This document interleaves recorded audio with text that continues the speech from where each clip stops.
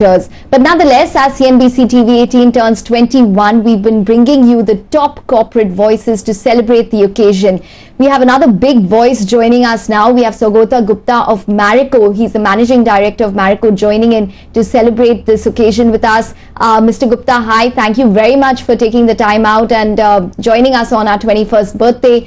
I wanted to start this interview by asking you about this entire uproar which is taking place over honey, its purity, its testing, and the brands accusing each other over it.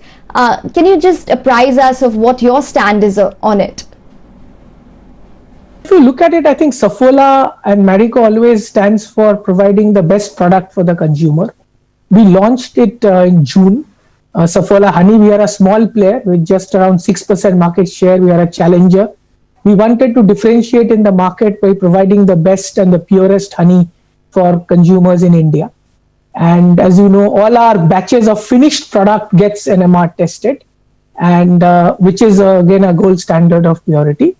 And what we can do is to assure consumers all batches, if they send us their batch number and a picture of their product, we will send them a certificate of purity or the Saffola certificate of purity very promptly.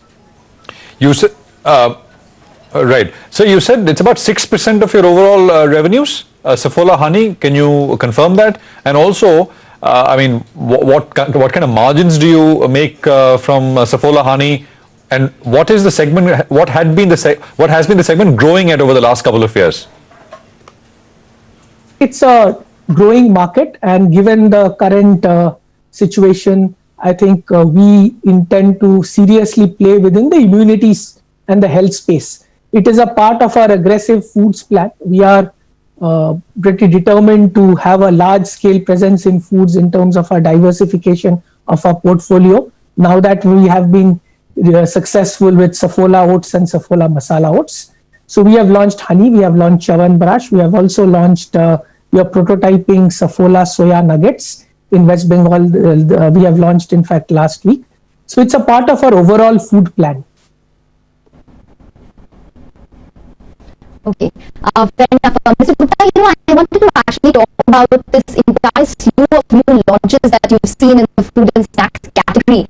Can you give us a sense in terms of what exactly your target would be from all of these new launches? So I think we'll be happy if we can hit a number anything between 300 to 350 crores this year and moving to a 450 to 500 crores next year. That will mean food will be a critical mass in terms of growth. We are committed to growing the food business at a 50% every quarter from now on. How have the other business or other product categories been for you? What's been the growth rate there? We grew every month other than April, and I think the market conditions continue to be stable.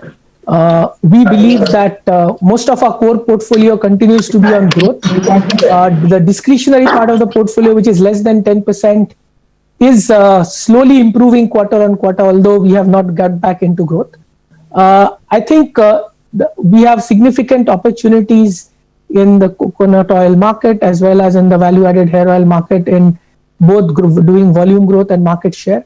What is reassuring also is that the value-added hair oils portfolio, which was in a decline for a couple of quarters last year, and the first quarter went back into growth, and we are seeing that growth continuing. And I strongly believe that we'll be able to deliver a far better growth in terms of volume growth for the value-added hair oils category this quarter compared to the quarter two.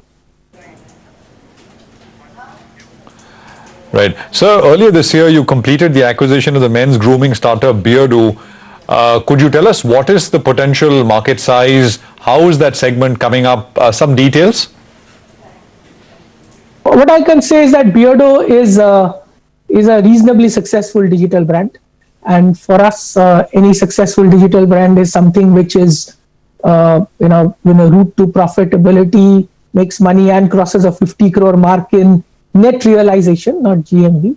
And we believe Beardo is in a position, in that position. I think more than just the market the size. I think what is attracting us is, of course, that male grooming, especially through the digital and the e-com and modern trade space, and also through salons, is here to stay. This will be a very, very high growth potential. Beardo has also helped us in terms of learning and internal digital capability within the organization. So therefore, this is something which has been not only for adding top line, but also has been a great source of learning internally. Sir, thank you very much. Great to have you with us here on this day today on CNBC TV 18. Appreciate your time and good luck with your business. Thanks indeed. Well, the market, after selling off 50 points,